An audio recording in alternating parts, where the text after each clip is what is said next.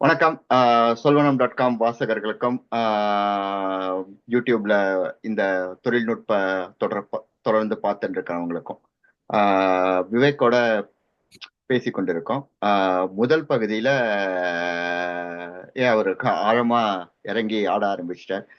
இது விடுதலை ஒன் பாக்குற மாதிரி அவர் முதல் பகுதியிலேயே ஏதோ ஒரு தீவிரமா என்னென்னவோ பெர்செப்ட்ரான்னர், அதுக்கப்புறம் சிஎன்என் ஆர்என்என் அப்படின்லாம் சொல்லியிருந்தார். சிஎன்என்னா ஏதோ கேபிள் நியூஸ் நெட்ஒர்க்னு நினைச்சிருந்தவனுக்கு வேற என்னவோ சொன்னார். இப்போ இரண்டாவது பகுதியில இருக்கோம். இரண்டாவது பகுதியில நம்ம எல்எல்எம் எப்படி உருவாச்சு, எல்எல்எம்மோட வரலாறு என்னங்கிறதுல இருந்து நம்ம துவங்கலாம். வரலாறு முக்கியம் அமைச்சருங்கிறத நம்ம விட்டுறக்கூடாது. எப்படி பயணித்தோன்னு தெரிந்தா தான் அடுத்த பயணத்தோட இலக்குகளும் குறிக்கோள்களும் லட்சியங்களும் நம்மளுக்கு தென்படும். ஸோ எல்எல்எம்னா என்ன, எப்படி வந்தது, எங்கெல்லாம் பயன்படுது, அப்படியே கொஞ்சம் ஜிபிடியோட முடிஞ்சா ஒப்பிடுங்க. அதுக்கப்புறம் ஜிபிடிக்கு போகலாம். வணக்கம் விவேக். வணக்கம் பாலா. நன்றி. ஒரு சின்ன ஷேர் பண்ணிக்கலாம்.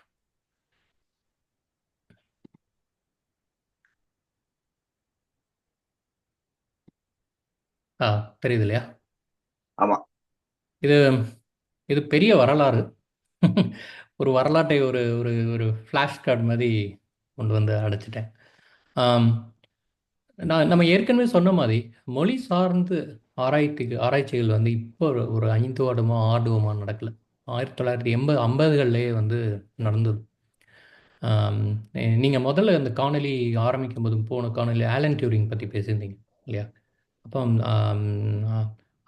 அவர் அவர் ஒரு ஒரு ஒரு ஒரு கருத்துக்களை முன்வைத்தார், கேன் மெஷின் திங்க் அப்படிங்கிறது. அதுக்கு தான் அந்த மொழி சார்ந்து இயங்குகிற அந்த ஆர்டிஃபிஷியல் இன்டெலிஜென்ஸ்க்கு எல்லாமே ஒரு அடிப்படை அங்கேருந்து தான் வந்தது. இப்போ நம்ம எல்லாமே சேட்பாட் அப்படின்னு நம்ம பேசிக்கிறோம் இல்லையா? அந்த சேட்பாட் எல்லாமே உலகத்தின் முதல் சேட்பாட் அப்படின்னா அது எலிசா தான். அது ரொம்ப சிம்பிளான சேட்பாட் தான். ஒரு சிம்பிளான ஐ எம் சேட் அப்படின்னு நீங்கள் சொன்னீங்கன்னா ஒய் ஆர் யூ சேட்னு கேட்கும், அவ்வளோதான். அது ஒரு சின்ன ஒரு முறை மாதிரி. இது எல்லாமே 60களில் உருவாச்சு. 80களில் ரூல் பேஸ்டு சிஸ்டம்னு ஒன்று கொண்டு வந்தாங்க. அது கொஞ்சம் அந்த சேட்பாட்டை இன்னும் கொஞ்சம் இன்டெலிஜென்ட்டாக கொண்டு வந்து.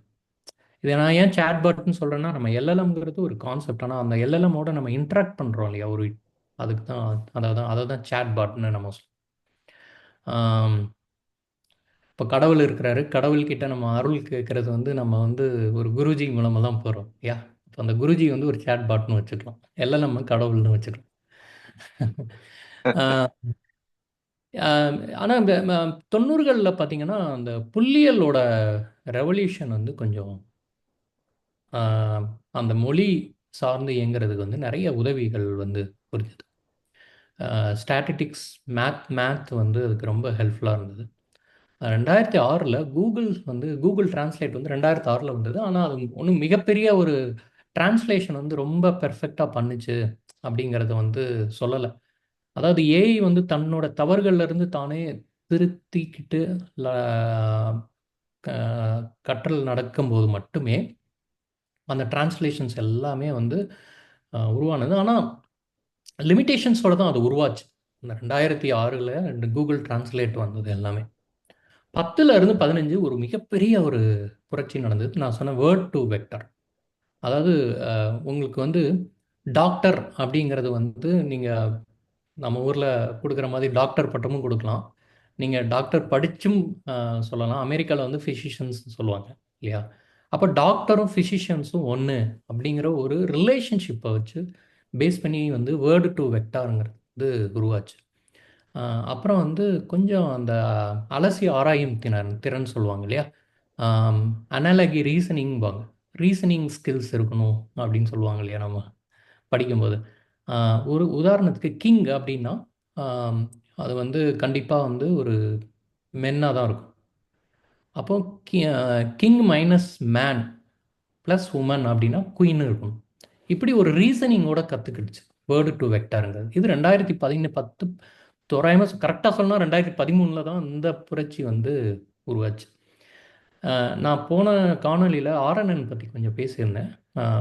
இன்னும் கூட விளக்கமாக போயிருக்கலாம், நேரமின்மையால் நம்ம ரொம்ப சுருக்கி பேசுகிற மாதிரி ஆயிடுச்சு. அது அது எல்லாமே ஆர்என்என் மூலமாக தான் நடந்துட்டு இருந்தது. டெக்ஸ்ட் வந்து சீக்வன்ஸ் பை சீக்வன்ஸ் ப்ராசஸிங் எல்லாம். அப்போ இது வந்து ஒரு ரொம்ப நம்ம நம்ம நினைத்த அளவுக்கு வந்து டிரான்ஸ்லேஷன்ஸோ ஒரு டெக்ஸ்ட்டை புரிஞ்சுக்கிட்டு சொல்கிற அளவுக்கோ இது எதுவுமே உருவாகலை. நம்ம போன இதில் சொன்ன மாதிரி டிரான்ஸ்ஃபார்மர் நெட்வொர்க் வந்து எல்லாத்தையும் டிரான்ஸ்ஃபார்ம் பண்ணிட்டு லாங்குவேஜ் நம்ம வேர்ல்டோட இன்ட்ராக்ட் பண்ணுற எல்லாத்தையுமே ட்ரான்சாக்ட் பண்ணிட்டு அதுக்கு அடிப்படை காரணம் வந்து attention is all you need அந்த பேப்பர் தான். அதே மாதிரி 2012 கூகுளோட பெர்ட் அப்படின்னு சொல்லுவாங்க. அப்படின்னா ஒரு வார்த்தைக்கு முன்னும் பின்னும் போய் அதோட ரிலேஷன்ஷிப்பை கரெக்டாக கண்டுபிடிக்கிறது. ஆம், ஆஹ், ஆஹ், ஆஹ், உதாரணமாக ஆஹ், ஆஹ், ஒரு ஒரு ஒரு ஒரு உதாரணம் சொல்லலாம். பேட்டுன்னு ஒரு வார்த்தை. பேட் நான் சொல்ல போகிறேன் அந்த டிரான்ஸ்ஃபார்மர் ஆர்கிடெக்சர் பார்க்கும்போது bat is flying in the room அப்படிங்கிறத ஒரு ஒரு ஒரு சென்டென்ஸை நீங்கள் எடுத்து பேட் அப்படிங்கிறது அது ஒரு பறவையாகவும் சொல்லலாம். பேட் அப்படிங்கிறது ஒரு ஸ்போர்ட்ஸ் எக்யூப்மெண்ட்டாகவும் நீங்கள் சொல்லலாம், விளையாட்டு பொருளாகவும் அப்போ இது இது பேட்டுங்கிறது அனிமல், அது ஒரு ஒரு ஒரு உயிரினம்ங்கிறத எப்படி அது கண்டுபிடிக்குதுன்னா ஃப்ளையிங்னு ஒரு வேர்டு இருக்குது. அப்போது ஒரு ஃபிசிக்கலாக ஒரு பேட் இருந்துச்சுன்னா அது பறக்காது. அப்போ ஃப்ளையிங்னு இருந்தால் அது அனிமலாக தான் இருக்கும். ரெண்டாவது ரூம். பேட் வந்து ரூமில் எப்படி இருக்கும்னா அது வந்து ஒரு ஸ்டாட்டிக்காக ஒரு இடத்துல தான் இருக்கும். ஆனால் அது ஒரு ஒரு ஒரு வவால பேட்டாக இருந்தால் அது கண்டிப்பாக பறந்துக்கிட்டே தான் இருக்கும். இந்த மாதிரி மல்டி ரிலேஷன்ஷிப்பை வச்சு கண்டுபிடிக்கிறது. இது வந்து டிரான்ஸ்ஃபார்மர் வந்ததுக்கப்புறம் ஒரு மிகப்பெரிய ஒரு மாற்றத்தை வந்து உருவாக்குச்சு. அப்புறம் அதுலேருந்து குட்டி போட்ட இன்னொரு இது தான் சாட் ஜிபிடி எல்எல்எம்ல இருந்து. அது 2022 பொது பயனீடுக்கு வரும்போது மிகப்பெரிய ஒரு மாற்றத்தை வந்து சமூகத்தில் உருவாக்கியது. அதில் நிறைய எத்திக்ஸ் ரிலேட்டட் கொஸ்டின்ஸும் வந்தது. அதை பற்றியெல்லாம் நம்ம பின்னாடி பார்க்கலாம். ஆனால் ஒரு எவ்ரிடே நம்மளோட லைஃப்பில் ஒரு மாற்றத்தை வந்து 2022க்கு அப்புறம் நம்ம பார்க்க ஆரம்பித்தோம். ஆனால் இதுக்கு முன்னாடி 70 வருட உழைப்பு வந்து இதுக்கு இருக்குது. இதில் நிறைய சர்க்கிள்களும் இருக்குது, நிறைய வெற்றிகளும் இருந்தது. சரி சரி, திடீர்னு மாற்றங்கள் ஏன் வந்தது 2020? இப்போ இது ரிசர்ச் எல்லாமே நடந்தாலும் வந்து பேரலாக ஒரு புறக்காரணிகள்னு ஒன்று இருக்கும் இல்லையா? அதையும் நீங்கள் உங்களை மைண்டில் வச்சுருப்பீங்கன்னு நினைக்கிறேன் அந்த கேள்விகளும். அதை பற்றியும் நம்ம ஏன் இந்த புறக்காரணிகள், அதாவது ஒரு க்ளவுடோ இல்லைன்னா ஒரு ப்ராசஸர்ஸ் கெப்பாசிட்டிஸ், அது எல்லாமே இதுக்கு எப்படி ஹெல்ப் ஆச்சுங்கிறதையும் நம்ம பார்ப்போம். அருமை அருமை. எல்எல்எம் ஜிபிடி இப்போ படின்னு சொன்னா படிக்கட்டு படியா இல்ல புத்தகத்தை படியா அப்படிங்கிற மாதிரி, இல்ல பத்மநாபன படின்னு கூட அழகா பேடின்னு கூப்பிடுற மாதிரி கூட படின்னு கூப்பிடலாமாங்கிற மாதிரி நீங்க பேட்டுங்கிறத வச்சு சொன்னீங்க. நல்லா இருந்தது. ஜிபிடி உள்ள போயிடலாம். ஜிபிடிகளை பத்தி சொல்லுங்க. டிரான்ஸ்ஃபார்மர் நிலை மாற்றி என்னவோ ஒரு நம்ம டிரான்ஸ்ஃபார்மர்ங்கிற போது நீங்க சொன்ன மாதிரி படம் ஞாபகம் வரலாம். இல்ல பௌதீகம் படிச்சவங்களுக்கு, வேதியியல் படிச்சவங்களுக்கு ஸ்டெப் இன் ஸ்டெப் அவுட் இந்த மாதிரி எல்லாம் டிரான்ஸ்ஃபார்மர்கள் ஞாபகம் வரலாம். டிரான்ஸ்ஃபார்மர்னா என்ன, சுய கவனம் என்றால் என்ன, ஏன் அது வந்து தன்னைத்தானே இந்த மாதிரி கவனித்து கொண்டு மேம்படுத்தி கொண்டே இருக்கிறது, அதுக்கு நம்ம எப்பவுமே நீங்க சொல்ற மாதிரி இந்த விரிவு ஆழம் அதை கொஞ்சம் அழகா நீங்க தொழில்நுட்ப நீதியா இன்னும் கொஞ்சம் கொஞ்சம் அது ஒரு சில சில உதாரணங்களோட அந்த டிரான்ஸ்ஃபார்மர் ஆர்கிடெக்சர் எப்படி ஒர்க் ஆகுதுன்னு பார்க்கலாம். அதுக்கு முன்னாடி ஜிபிடிக்கும் நேற்று நடந்தாலும் அது வரலாறு தானே. அதனால அது ஒரு, ஆனால் அது ஒரு குறுகிய வரலாறு, நீண்ட வரலாறு அதுக்கு இல்லை. அது வந்து 2019க்கு அப்புறம் வந்து ஒரு ஒரு ஒரு ஒரு சிறிய ஒரு டொமைன் இல்லைன்னா ஒரு ஒரு ஒரு துறையில் வந்து யூஸ் பண்ணலாம் அப்படிங்கிற மாதிரி நிறைய உருவானது. லார்ஜ் லாங்குவேஜ் மாடல்ங்கும்போது ஒரு பெருசு, அது வந்து ஒரு கட்டுக்கணங்காத ஏகப்பட்ட டாக்குமெண்ட், இன்டர்நெட்டில் உள்ள இன்ஃபர்மேஷன் எல்லாத்தையும் கொண்டு வருது இல்லையா? அப்போ அதில் நமக்கு தேவையானதுங்கிறது ரொம்ப கம்மி தான். இப்போ கணிதம் சார்ந்து இயங்குறவங்க வந்து அதை மட்டும்தான் பார்ப்பாங்க. இப்போ நீங்கள் ஒரு ஹெல்த் கேரில் ஒர்க் பண்ணுறீங்க அப்படின்னா, ஹெல்த் கேர் ரிலேட்டட் இன்ஃபர்மேஷன் மட்டும் வேணும் அப்படிங்கிறத நீங்கள் வந்து ஒரு ஆம், ஆம், ஒரு சின்ன பகுதியாக நீங்கள் கொண்டு வரும்போது தான் இந்த ஜிபிடி வந்து உருவாது. ஸோ ஜெனரேட்டிவ்ங்கிறது எப்பவும் போல் உருவாக்குறது, ப்ரீ ட்ரைனிங், அப்புறம் குறுகிய தகவலை வச்சு ட்ரெயின் பண்ணுறது, அப்புறம் டிரான்ஸ்ஃபார்மருங்கிறது தான் இப்போ நம்ம பார்க்க போகிற இந்த டிரான்ஸ்ஃபார்மர் ஆர்கிடெக்ட். இதில் வந்து இப்போ 2019, அதாவது அதுக்கு முன்னாடி வந்து ஒரு மில்லியன்ஸ் ஆஃப் பேராமீட்டர் என்ன அப்படின்னா அலகுகள்னு நீங்கள் மொழிபெயர்த்திருந்தீங்க ஆளு முந்தி பேசும்போது சொல்லியிருந்தீங்க. இந்த பேராமீட்டர்ஸ் வந்து அதிகமாக ஆக ஆக அது ரொம்ப ஸ்மார்ட்டாகும். சரி, அது மட்டும்தான் காரணியா? அப்போ பேராமீட்டர் நம்ம இன்க்ரீஸ் பண்ணிகிட்டே போயிருந்தோம்னா அது ரொம்ப அறிவாகுமா அப்படின்னா இல்லை, அதுவும் இல்லை. அதுக்கு நிறைய தகவல்கள் அதுக்கு ஏற்ற மாதிரி கொடுக்கும், இல்லைன்னா பயாஸ்ட் ஆயிடும் இல்லையா? இப்போ ஒருத்தன் வந்து ஒரு வரலாற்று புத்தகத்தை ஒரு ஆத்தர் எழுதுறதையே ஒரு 100 புத்தகம் படித்தான்னா அவனுக்கு ஒரு பயாஸ்ட் இருக்கும். ஆனால் அவன் மற்ற எல்லா கண்ட்ரியில் இருக்கிற ஆத்தரோட புக்ஸையும் படிக்கும்போது அவனுக்கு ஒரு ரேஷ்னாலிட்டி இருக்கும். ஸோ இதுக்கு தான் அந்த பேராமீட்டரை வந்து இப்படி நம்ம புரிஞ்சுக்கணும். இப்போ 2010 அப்போ நிறைய வந்து இதிலே trillion parameter, billions of parameters வச்சு இப்போ நீங்கள் ஜிபிடியை வந்து ஒரு அட்வர்டைஸ்மெண்ட் கொடுக்கும்போதே trained with 1.5 billion parameter, right, or 10 billion parameter அப்படிங்கிற மாதிரி 175 பில்லியன் பேராமீட்டர் அப்படின்னு சொல்லி. ஸோ அப்போ more billion, it's more parameters, it's more smart அப்படின்னு நீங்கள் புரிஞ்சுக்கலாம். அப்புறம் 2023 மல்டி மாடல், அதாவது ஒரு சாட் ஜிபிடியே இமேஜஸ் ஜெனரேட் பண்ணுற மாதிரி, இல்லை நீங்கள் ஒரு டாக்குமெண்ட்ஸை வந்து அப்லோட் பண்ணால் பண்ணுற மாதிரி. இப்போ உங்கள் ஒரு கொஸ்டின் வரலாம், அதுதான் எல்எல்எம் பண்ணுதே அப்படின்னு. அப்போ இது எப்படி அப்படின்னா, எல்எல்எம் பண்ணுற எல்லா வேலையும் ஜிபிடி பண்ணும், ஜிபிடி பண்ணுற எல்லா வேலையும் எல்எல்எம் பண்ண முடியாது அப்படி எடுத்துக்கணும். ஸோ அந்த துறை வந்து ரொம்ப நுணுக்கமாக ஒரு நேரோவாக போக போக அது இன்னும் வந்து ஸ்மார்ட் ஆகிட்டே. சரி, இது ஒரு சின்ன வரலாறு தான் இது. ஏன் வந்து ஜிபிடி வந்து அதுலேருந்து தனியாக பிரிஞ்சு வந்ததுன்னு சொல்கிறதுக்காக நான் சொல்கிறேன். சரி, இப்போ இது நல்லா தெரியுதா இல்லை? கொஞ்சம் ஜூம் பண்ணிக்கலாம் இல்லையா? ஆமா, நல்லாவே பண்ணிருக்கோம். இது ஓகேயா உங்களுக்கு? இப்ப சரியா இருக்கு. சரி, இந்த attention is all you need அப்படின்னா என்ன? இப்போ ஒரு வேர்டு பை வேர்டாக நீங்கள் தான் இவ்வளோ நாளாக நம்ம அப்படி தான் ப்ராசஸ் பண்ணியிருந்தோம். மொழி லாங்குவேஜ் சார்ந்து ஒரு செயற்கை நுண்ணறிவு எல்லாமே வேர்ட் பை வேர்டை தான் பார்த்துட்டோம். அப்போ ஒரு அட்டென்ஷன் கொடுக்கும்போது இதை எப்படி நம்ம அப்படி சொல்லலாம் அப்படின்னா, ஒரு பெயிண்டர் வந்து போல அப்படி பெயிண்டை தூக்கி ஊற்றிட்டு ஒரு ஒரு பேட்டர்னை உருவாக்குறாரு இல்லையா? அதுக்கும் ஸ்ட்ரோக் பை ஸ்ட்ரோக்காக ப்ரஷ் பண்ணுறதுக்கும் நிறைய டிஃப்ரெண்ட் இருக்குது.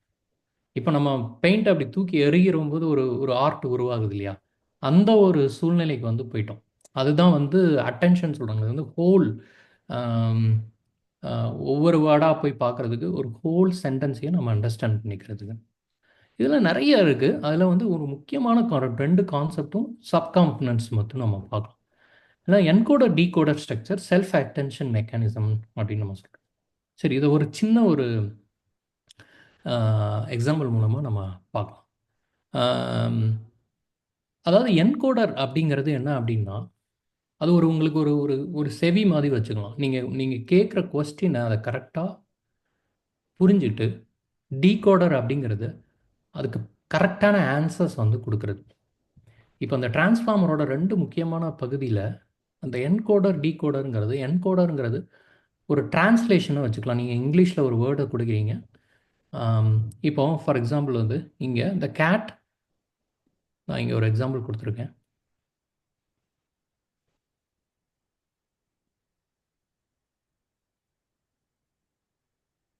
த கேட் சிட்ஸ் ஆன் மேட் அப்படின்னு நம்ம சொல்கிறோம். இப்போ த கேட்ஸ் சிட் ஆன் மேட்டுங்கிறத நீங்கள் ஒவ்வொரு வார்த்தையாக டிரான்ஸ்லேட் பண்ணீங்கன்னா அது கரெக்டான ஒரு டிரான்ஸ்லேஷனாக ஃப்ரெஞ்சில் வர்றதுக்கு நிறைய ப்ராப்ளம் இருக்குது. அப்போ இதோட கான்டெக்ஸ்ட்டை நீங்கள் அண்டர்ஸ்டாண்ட் பண்ணிட்டு பண்ணும்போது அது வந்து ஹோல் கரெக்டான ஃப்ரெஞ்ச் வேர்டு சென்டென்சஸ் வந்து நமக்கு கொடுக்கும். இதை தான் என்கோடிங் அண்ட் டீகோடிங் சொல்லுவோம். அப்புறம் செல்ஃப் அட்டென்ஷன். நம்ம அட்டென்ஷன் நம்ம பேசுகிறோம். இப்போ இதில் ஒரு ஒரு எக்ஸாம்பிள் எடுத்துக்கோங்களேன். John gave his dog a treat because he was being very good அப்படின்னு ஒரு வேர்டு. இதை மெஷின் எப்படி புரிஞ்சுக்கும்? இப்போ இங்கே ஹீ அப்படிங்கிறது இது யாரை ரெஃபர் பண்ணும்? ஜானையா இல்லைனா அந்த டாகியா அப்படின்னு பார்க்கும். இப்போ இங்கே ஒரு கான்டெக்ஸ்ட் இருக்கு. He was being very good. யாரு? ஜான் நல்லவனால டாகுக்கு உணவு கொடுக்கல, டாக் நல்லபடியாக நடந்ததுனால ஜான் உணவு கொடுத்தான் அப்படின்னு ஒரு கான்டெக்ட் இருக்கு. ரெண்டுக்கும் ஒரு டிஃப்ரெண்ட் இருக்கு. அப்போ இது எல்லாத்துக்குமே வந்து இந்த ரிலேஷன்ஷிப்பை வந்து கரெக்டாக மெயின்டைன் பண்ணி இந்த கான்டெக்ட்டை வந்து கரெக்டாக அதை அண்டர்ஸ்டாண்ட் பண்ணுறதுக்கு பேர் தான் வந்து செல்ஃப் அட்டென்ஷன் மெக்கானிசம்னு சொல்லுவாங்க. என்கோடிங்கில் வந்து முக்கியமாக ஒன்று இருக்குது. என்கோடிங்கில் வந்து பொசிஷனல் என்கோடிங்னு சொல்லுவாங்க. ஒவ்வொரு வார்த்தைக்கும் சரியான நம்பர்ஸ் வந்து அலோகேட் பண்ணுறது. ஸோ அந்த நம்பர்ஸ் வந்து கரெக்டாக அலோகேட் பண்ணால் தான் டிரான்ஸ்லேஷன்ஸ் வந்து கரெக்டாக நடக்கும். ஸோ இதுதான் வந்து செல்ஃப் அட்டென்ஷன் மெக்கானிசம்னு சொல்கிறோம். இதில் சில உபத்துறைகளும் இருக்குது. கொஞ்சம் எக்ஸ்பேண்ட் பண்ணி பார்க்குறேன்.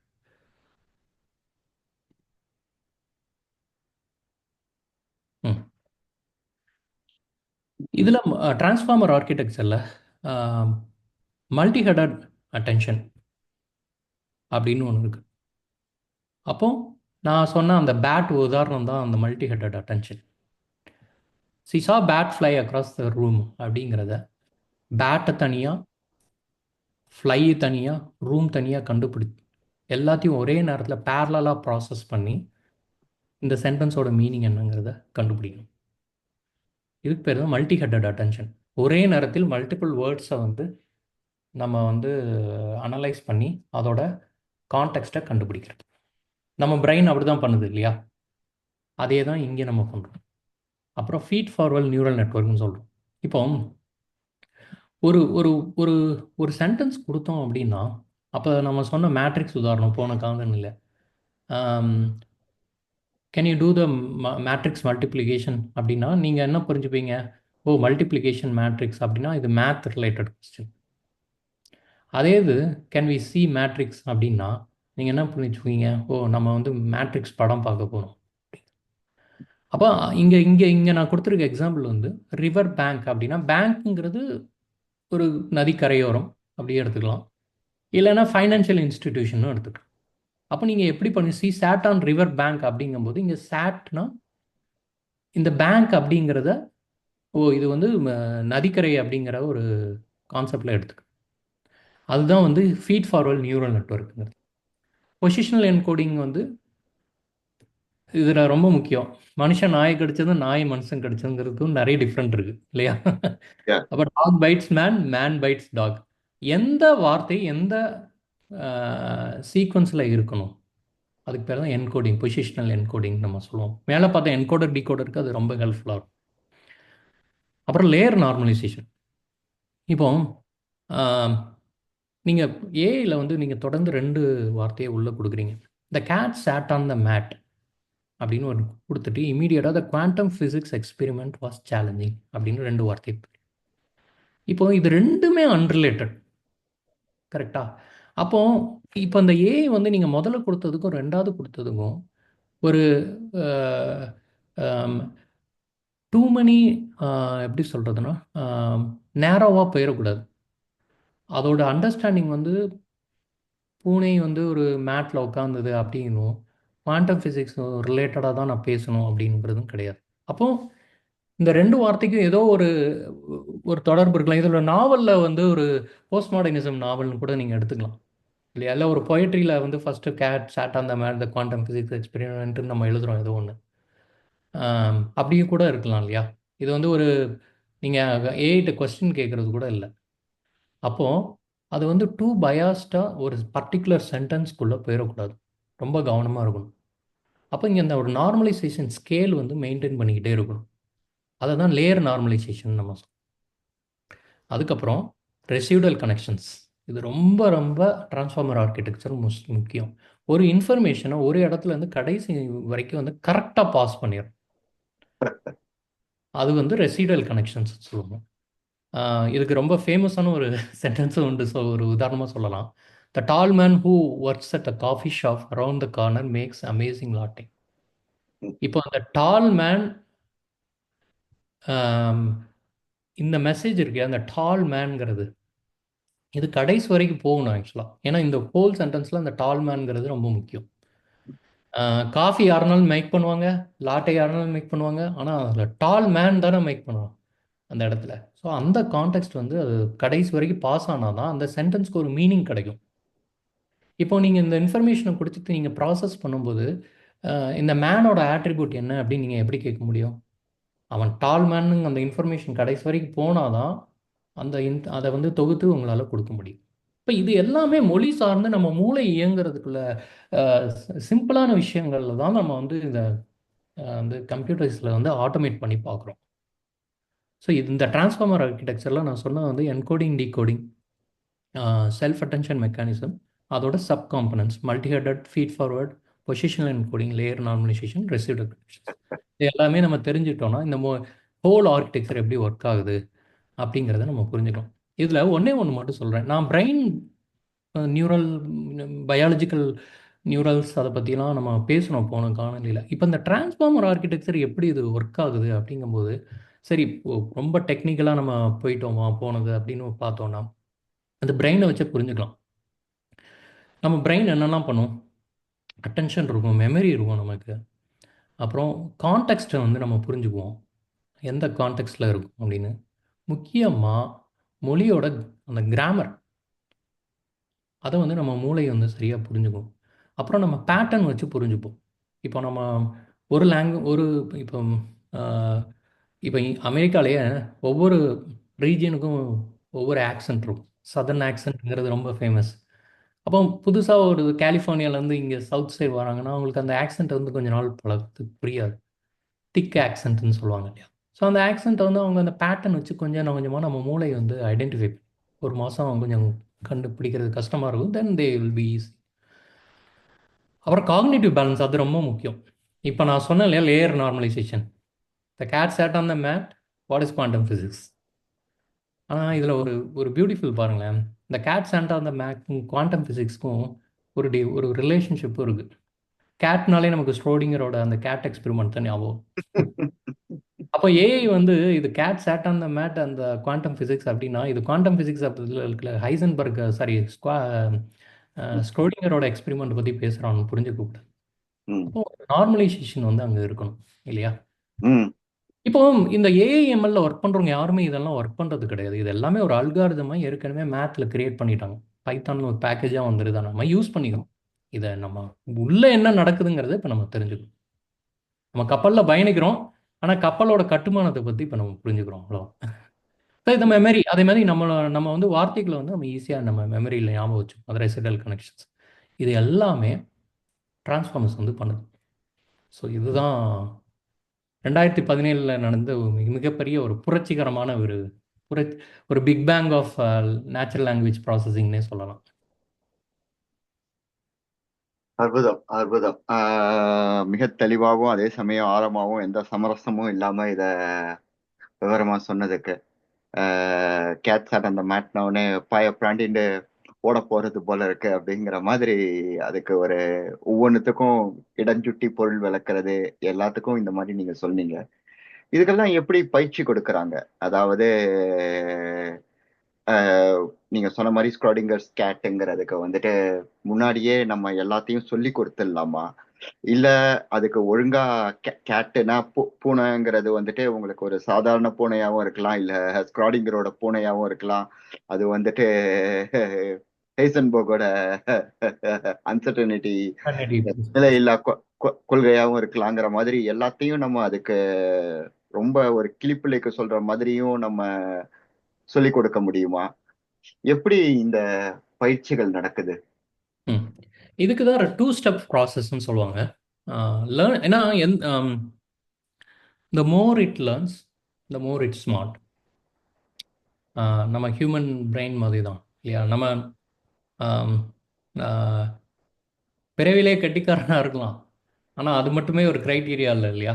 அவன் வந்து நிறைய அனுபவம் வேணும், அவன் நிறைய புத்தகங்கள் படிக்கணும். ஆம், அப்போ புத்தகங்கள் படிக்கும்போது எல்லா புத்தகங்களையும் ஒருத்தர் படிக்க முடியாது. அப்போ இலக்கியம் சார்ந்து படிக்கிறவங்க இலக்கியம் படிப்பாங்க, தத்துவம் சார்ந்து படிக்கிறவங்களுக்கு தத்துவம் மட்டும் படிப்பாங்க. இப்போ அந்த இன்ஃபர்மேஷன். இயற்பியல் சார்ந்து படிக்கிறவங்க அதுக்கான துறை சார்ந்து தான் படிப்பாங்க. அதான் அதே கான்செப்ட் தான் இங்கேயும் நம்ம கொண்டு வரோம். சரி, இதில் ப்ரீ ட்ரைனிங் அப்படிங்கிறது என்னென்னா ஃபவுண்டேஷனல் மாடல்ஸ்ன்னு சொல்லுவாங்க நமக்கு வந்து பொதுவாக. அது வந்து என்னென்னா பெரிய பரந்துபட்ட ஒரு டேட்டாவை எடுத்துகிட்டு வந்து தொடர்ந்து அதை லேர்ன் பண்ணி நம்ம கொடுக்குறது. இப்போ ஓப்பன் ஏஐயோட சாட் ஜிபிடி வந்து அது ஒரு எக்ஸாம்பிளாக வந்து நம்ம சொல்லலாம். இதில் இதுக்கு இதுக்கு தான் நம்ம பேராமீட்டர்ஸ் நம்ம சொன்னோம் இல்லையா. இது வந்து ரொம்ப அதிகமான பேராமீட்டர்ஸ் இதுக்கு வந்து தேவைப்படும். இதுக்கான பொருட்செலவும் ரொம்ப அதிகம். இதை வந்து சாதாரணமாக நம்ம வீட்டில் உள்ள கம்ப்யூட்டர்லேயோ இல்லைன்னா ஒரு நிறைய கம்பெனிஸ் கூடமே இதை வந்து பண்ண மாட்டாங்க. அஹ், ஏன்னா இதுக்கு வந்து மில்லியன்ஸ் ஆஃப் டாலர்ஸ் வந்து இதை ட்ரெயின் பண்ணுறதுக்கு வந்து நமக்கு தேவைப்படும். இது அந்த ப்ரீ ட்ரைனிங்கில் வந்து அதே மாதிரி அந்த GPT-4 வந்து நிறைய ட்ரில்லியன்ஸ் ஆஃப் டோக்கன்ஸுங்கிறது வேர்டை தான் இங்கே டோக்கன்ஸ் சொல்கிறோம் இல்லையா. ட்ரில்லியன்ஸ் ஆஃப் வேர்டை வச்சு அவங்க வந்து ஏகப்பட்ட ஆர்டிக்கல், புக்ஸு, கோடிங், வெப்சைட்ஸு எல்லாத்தையுமே வச்சு அவங்க ட்ரெயின் பண்ணாங்க ஆக்சுவலாக. அதனால தான் அது வந்து ஆம், ஒரு ஜெனரேட்டிவ் அப்படிங்கிறது இருக்கு. சரி, இப்போ இதுலேயே ஃபைன் டியூனிங் வச்சு ஒரு சின்ன ஸ்மால் செட் ஆஃப் டேட்டாவை வச்சுரும். இப்போ ஆம், ஒரு ஒரு ஒரு மைக்ரோசாஃப்ட் ப்ராடக்ட் இருக்குது, அந்த ப்ராடக்ட்டுக்கு ஒரு சப்போர்ட் கொடுக்கணும்னு வச்சுக்கோங்க. அப்போ அது அந்த இடத்துல வந்து ஒரு புக்கையோ ஒரு பொயட்ரியோ ஃபிலாசபி இன்ஃபர்மேஷனோ தேவையில்லை. அந்த மைக்ரோசாஃப்ட் ப்ராடக்ட்டுக்கு என்னென்ன ஹெல்ப் தேவை, அதில் என்னென்ன தொழில்நுட்பம் சார்ந்து மைக்ரோசாஃப்ட் தொழில்நுட்பம் சார்ந்து என்னென்ன சிக்கல்கள் வரும், அதை மட்டும் நம்ம ட்ரெயின் பண்ண முடியுமா அப்படிங்கிறது தான் ஃபைன் டியூனிங் அப்படின்னு சொல்கிறாங்க. ஒரு சின்ன டேட்டாவு அதுக்கு நிறைய பேராமீட்டர்ஸ் தேவைப்படாது. அதை அந்த கம்பெனிகள் வந்து ஈஸியாக வந்து அவங்க ட்ரெயின் பண்ணிப்பாங்க. அதுக்கான காஸ்ட்டும் வந்து கம்மியாக இருக்கும். அதே மாதிரி இங்கே வந்து இப்போ கிளாட் ரியல் டைமாக வந்து Claude.ai பற்றி சொல்லலாம். அது வந்து பார்த்திங்கன்னா நிறைய வந்து ஹியூமன் ஃபீட்பேக்ஸை வந்து அதை எடுத்துட்டு ஆம், அதை பேஸ் பண்ணி அதை இன்னும் கொஞ்சம் வந்து இம்ப்ரூவைஸ் பண்ணும். உதாரணமாக இப்போ வந்து ஆம், ஆம், எனக்கு இந்த ஆர்டிக்கிளை வந்து நீ வந்து க இல்லைன்னா எனக்கு ஒரு இந்த புக்கை வந்து படித்து எனக்கு ரிவ்யூ பண்ணி சொல்லிக் கொடு அப்படின்னா, இந்த புக்கில் எனக்கு தத்துவம் சார்ந்த சில இன்ஃபர்மேஷனை மட்டும் சொல்லு. நான் இனிமேல் கேட்க போகிற இன்ஃபர்மேஷன்ஸ்க்கு எல்லாமே தத்துவம் சார்ந்த தகவல்களை மட்டும் இந்த புத்தகத்திலிருந்து எடுத்துக்கொடு அப்படின்னு நீங்கள் அதுக்கு ஒரு இன்ஸ்ட்ரக்ஷன் கொடுத்தீங்கன்னா, அப்போ அந்த இன்ஸ்ட்ரக்ஷன் அதை வாங்கிட்டு அதை பேஸ் பண்ணி உங்களுக்கு ரிசல்ட்ஸை கொடுக்கறது தான் இந்த ஃபைன் டியூனிங்.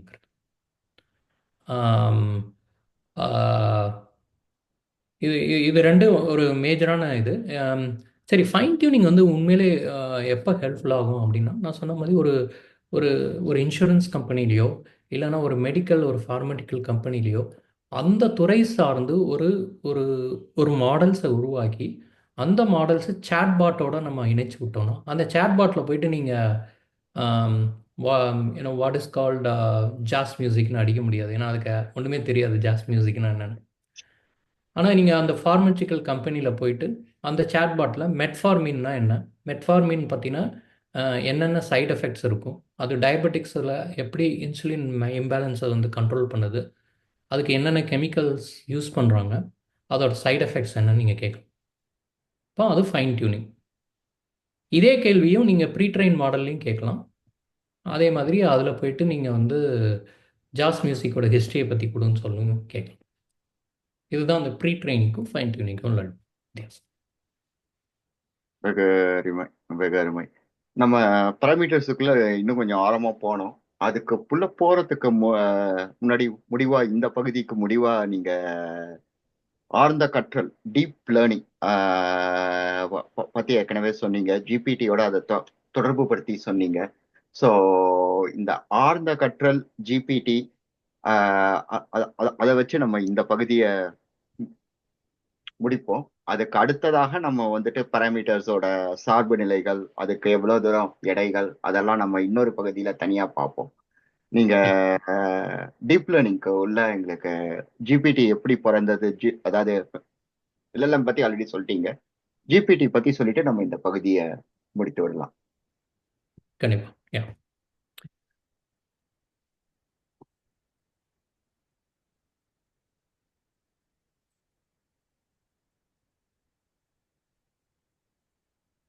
ஸோ இப்போ ஜிபிடியில் வந்து நம்ம ஆம், முதல்ல அதே மாதிரி வந்து டீப் லேர்னிங்கில் வந்து நமக்கு ஒரு இதுல இன்னொரு ஸ்லைடு கீழே போங்க, இன்னொன்னு வரும்னு நினைக்கிறேன். ஆ, இதுதான். ஜிபிடியோட இந்த ஹிஸ்ட்ரி பற்றி நம்ம பேசியிருந்தோம் இல்லையா? நம்ம ஓ, ஏற்கனவே பேசிட்டோமா ஆல்ரெடி? நம்ம இதை ஓகே. பற்றி பேசியிருந்தோம். ஓகே. அப்படின்னா இதுக்கு முடிவா அந்த சிஎன்என் ஆர்என்என் டிரான்ஸ்ஃபார்மர்ஸ் இன்னொரு வாட்டி ஒரு சின்ன உதாரணங்கள் நீங்க அதுல கொடுத்திருந்தீங்க. அதுக்குள்ள நம்மால உள்ள போக முடியல. அந்த கண்டிப்பா. நம்ம சிஎன்என் ஆர்என். சீனன் நாராயணன் பற்றி கொஞ்சம் நான் இன்னும் கொஞ்சம் விரிவாக நான் சொல்லிடுறேன்.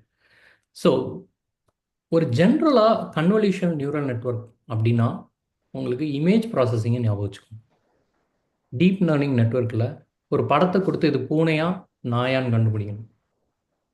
இது வந்து நான் கேன்சரஸ் டியூமரா நான் கேன்சரஸ் டியூமரான்னு கண்டுபிடிக்கணும். இது ரெண்டும் ஒரு முக்கியமான ஒரு எக்ஸாம்பிளாக எடுத்துக்கலாம். சிஎன்என்ல வந்து இமேஜ், அதாவது ஒரு படம் இல்லைன்னா ஒரு இதை சார்ந்து இருக்கிறது எல்லாமே சிஎன்என்னு ஒன்று வச்சுக்கலாம். ஆர்என்என் அப்படிங்கிறது ஆஹ், ஆஹ், அதாவது சீக்வன்ஸ் பை சீக்வன்ஸ் டேட்டாவை வந்து நம்ம வந்து எப்படி ப்ராசஸ் பண்ணுறோம் அப்படிங்கிறதுக்கு வந்து ஒரு எக்ஸாம்பிள் வந்து ஆர்என்என் வந்து நீங்கள் எடுத்துக்கலாம் ஆக்சுவலாக. ஸோ இது ரெண்டும் தான் அதுக்கு மேஜரான டிஃப்ரெண்ட்டு.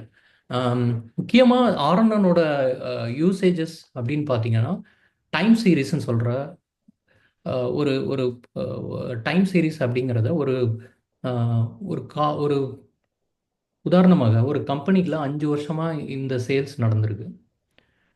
இந்த ஏரியாவில் இந்த இடத்துல எப்படி நடந்திருக்கு அப்படிங்கிறத ஃப்யூச்சரில் வந்து ப்ரெடிக்ட் பண்ண முடியுமா அப்படிங்கிறத வந்து ஆர்என்என் பண்ணும். சிஎன்என் அந்த வேலையை பண்ணாது. அதே மாதிரி ஸ்பீச் ரெக்கக்னிஷன், உங்களோட ஆடியோவை எடுத்துட்டு ஆடியோவில் வந்து டெக்ஸ்ட்டை எப்படி உருவாக்க முடியும் அப்படிங்கிறத ஆர்என்என் பண்ணும். ஆனால் அதை சிஎன்என் பண்ணாது. இது ரெண்டும் தான் அதுக்கு மேஜர் டிஃப்ரெண்ட். ஒன்று இமேஜ் சார்ந்து இயங்குறது, இன்னொன்று வந்து நான் இமேஜ் டெக்ஸ்ட் அண்ட் ஆடியோ சார்ந்து இயங்குறது. CNN is for image, RNN is for text and audio. அப்படி எடுத்துக்கணும். சரி, இதுக்கு ஆர்கிடெக்சரல் டிஃப்ரென்சஸ் என்ன சிஎன்எனுக்கு? சிஎன்என் வந்து அந்த கன்வல்யூஷனல் லேயர் அப்படிங்கிறாங்க, சுருள்னு சொல்லலாம்னு நினைக்கிறேன் தமிழில். அது பார்த்தீங்கன்னா ஒரு ஒரு ஒரு ஒரு படத்தில் உள்ள ஒரு பர்டிகுலர் பிக்சல்ஸ், ரெசல்யூஷன்ஸ், அதோட ஸ்பேஷியல் எலமெண்ட். ஸ்பேஷியல்ங்கிறது நமக்கு தமிழில் சொல்கிறதா இருந்தால் இடம். இடம், ஆமா. இடம் சொல்லலாம் இந்த மாதிரி இல்லையா? அதை வந்து இப்போது நம்ம சூப்பர் மார்க்கெட்டில் போகிறோம். சூப்பர் மார்க்கெட்டில் வந்து ஒருத்தங்க நம்ம வந்து போயிட்டு நம்ம செல்ஃபாக நம்ம பர்ச்சேஸ் பண்ணிகிட்டே இருக்கோம். அப்போ ரியல் டைமாக ஒரு கேமரா ஆப்ரேட் ஆகிட்டுருக்கு. நீங்கள் பொருட்களை எடுத்து காட்டில் போடுறீங்களா, பொருட்களை எடுத்து உங்களோட பைக்கில் போடுறீங்களாங்கிறத கண்டுபிடிக்கிறதுக்கு என்னென்னலாம் தேவைப்படும்? அந்த ஸ்பேஷியல், நீங்கள் எந்த இடத்துல நிற்கிறீங்க, உங்கள் கை எங்கே இருக்குது, அந்த இமேஜ் எங்கே இருக்குது, அந்த அந்த இமேஜோட காம்ப்ளெக்சிட்டி எப்படி இருக்குது, இதெல்லாம் பொறுத்து தான் அந்த கம்ப்யூட்டர் வந்து டிசைட் பண்ணும் இது தெஃப்டா இல்லைன்னா பர்ச்சேஸாங்கிறது இல்லையா? இது இந்த ஆர்கிடெக்சர் சிஎன்என் ஆர்கிடெக்சருக்கு யூஸ் பண்ணிக்கலாம். இப்போ ஆனால் ரெக்கரங்க இதுக்கு பேரலாக நிறைய இன்ஃபர்மேஷன் தேவைப்படும் இல்லையா? ஏன்னா ஒரே நேரத்தில் இடம், உங்களுடைய செய்கை, அங்கே இருக்கிற பொருட்கள் எல்லாமே தேவைப்படும். அப்போ ஆர்என்என் அப்படிங்கிறத சீக்வன்ஸ் பை சீக்வன்ஸ், ஒன்றுக்கு அப்புறம் இன்னொரு இன்ஃபர்மேஷனாக நம்ம நியூரல் நெட்வொர்க்கில் பார்த்தோன்னே நிறைய லேயர்ஸ் ஆஃப் இன்ஃபர்மேஷன் இருக்கும் இல்லையா? அதை பேஸ் பண்ணி நம்ம ரெக்கரண்ட்டாக அதை வந்து திரும்ப திரும்ப பண்ணுறது, அதுதான் வந்து ஆர்என்என்பாங்க. இப்போ நம்ம பண்ணுற எல்எல்எம்கோட பேசிக் ஃபஸ்ட்டு ஆர்என்எம்லாம் தான் இருந்துச்சு. டிரான்ஸ்ஃபார்மர் ஆர்கிடெக்சர் வர வரைக்கும் அதை நம்ம ஆர்என்எல்லாம் யூஸ் பண்ணோம். அது ஆனால் அது அந்தளவுக்கு ஸ்பீடாக இல்லை. அதுவும் இல்லாமல் அந்த நம்ம சொன்ன அந்த மல்டி ஹெட்டட் செல்ஃப் அட்டென்ஷன் மெக்கானிசம்லாம் வந்து ஆர்என்எனில் வந்து பண்ண முடியல, சில சிக்கல்கள் இருந்தது. அப்புறம் சிஎன்என் நான் படம் படம் இமேஜஸ் பற்றி சொல்லியிருந்தேன் இல்லையா? அப்போ சிஎன்என் வந்து ஒரு பேட்டர்னை என்ன மாதிரி கிரியேட் பண்ணும் ஒரு இமேஜை. ஒரு இப்போ கார் வந்து நம்ம போய்கிட்டு இருக்கோம். டெஸ்லாவில் காரில் போய்கிட்டு இருக்கோம். அப்போ ஒரு கன்ஸ்ட்ரக்ஷன் ஜோன் வந்தோடனே அங்கே ஆரஞ்சு கலரில் ஒரு கோன்ஸ் இருக்குது. அது பக்கத்தில் ஒரு மனுஷன் நடந்து போய்கிட்டு இருக்கான். அப்போ அங்கே அந்த மனுஷனோட இமேஜும் நமக்கு காரில் தெரியுது, அந்த கோன் இன்ஃபர்மேஷனும் காரில் தெரியுது. எப்படி தெரியுது? அப்போ அந்த சிஎன்என் வந்து என்னென்ன பண்ணுதுன்னா, ஆஹ், அந்த இமேஜோட ஒவ்வொரு குவாலிட்டியை அதோட ஃபியூச்சர்ஸை எடுத்துகிட்டு வருது. அப்புறம் அந்த இமேஜை சுருக்கி கொண்டு வருது. கொண்டு வந்து அதுக்கு தேவையான இன்ஃபர்மேஷனை மட்டும் ப்ராசஸ் பண்ணி அந்த ரிசல்ட்டை கொண்டு வருது சிஎன்என் வந்து. சூப்பர் இது வந்து சூப்பர். ரொம்ப ரொம்ப முக்கியமான ஒரு ஒரு ஒரு கான்செப்ட். ரொம்ப அருமையா இருந்தது. மறுபடியும் அதை விளக்கினதுக்கு ரொம்ப நன்றி. ஏன்னா அது கொஞ்சம் நம்ம கொஞ்சம் சீக்கிரமா போயிட்டோம்னு நான் நினைக்கிறேன். இப்போ இன்னும் கொஞ்சம் வழக்கம் போல ரொம்ப ஆழமாவே ரொம்ப விரிவாவே சொன்னீங்க. அடுத்து இன்னும் நம்ம பல்வேறு விஷயங்களை பார்க்கணும். டீப் சீக்குங்கிறாங்க. டீப் சீக்கை பத்தி பேசலைன்னா இப்போ எதுவுமே நிறைவு பெறாது. டீப் சீக்கை பத்தி பார்க்கணும். அதுக்கப்புறமா இன்னும் நம்ம இந்த பாராமீட்டர்ஸ் உலகக்குள்ள போனோம். எல்எல்எம் ஜிபிடி இந்த மாதிரி விஷயங்கள் இருக்கு. நீங்க கொடுக்கிற உதாரணங்கள் இந்த சிறிய மொழி மாதிரி, பெரிய மொழி மாதிரி, சின்ன பருவேற்றையர் பெரிய பருவேற்றையர் மாதிரி அதுக்குள்ளெல்லாம் நம்ம போவோம். தொடர்ந்து கற்றுக்கொள்வோம். அடுத்த பகுதியில் நம்ம பார்வையாளர்களுடன் இணைந்திருப்போம். நன்றி விவேக். மீண்டும் சந்திப்போம். நன்றி பாலன், நன்றி.